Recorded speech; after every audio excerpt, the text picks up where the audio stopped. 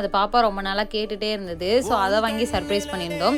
இதில் இருக்கிற ஒரு ப்ராடக்ட்டுமே வந்து பாப்பா கேட்டுட்டு இருந்த ஒன்று தான். இதில் டோட்டலாக 2 ப்ராடக்ட் இருக்குது. என்னன்னு சொல்லிட்டு அப்படியே வீடியோ கடைசியில் பாருங்கள். இதை ஆக்சுவலாக நாங்கள் ஓப்பன் பண்ணும்போதே என்ன ப்ராடக்ட்னு நீங்கள் கண்டுபிடிச்சிருவீங்க. தெரியாதவங்க லாஸ்ட்டாக பார்த்துட்டு எப்படி இருக்குன்னு சொல்லி கமெண்ட்டில் சொல்லுங்கள்.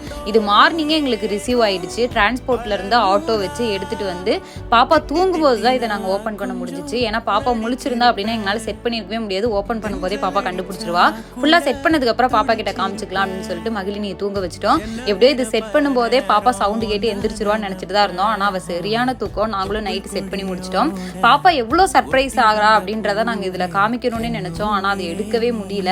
ஏன்னா நைட்டு செட் பண்ணிட்டு பாப்பா முழிச்சிருப்பான்னு சொல்லிட்டு நாங்களும் ஒரு 2 o'clock வரையுமே முழிச்சிருந்தோம். ஆனால் பாப்பா எந்திரிக்கவே இல்லை. மறுநாள் காலையில் பாப்பா இதில் தான் முழிக்கவே செஞ்சாங்க. எந்திரிச்சு பாப்பா சரியான ஆட்டோ. நைட்டு நாங்கள் ரொம்ப நேரம் முழிச்சிருந்ததுனால மார்னிங் எந்திரிச்சு அதை என்னால் வீடியோவும் கேப்சர் பண்ண முடியல. அதனால தான் பாப்பா விளையாடுறதை நான் போட்டிருக்கேன். எப்படி இருக்குன்னு சொல்லி கமெண்ட்ல சொல்லுங்க.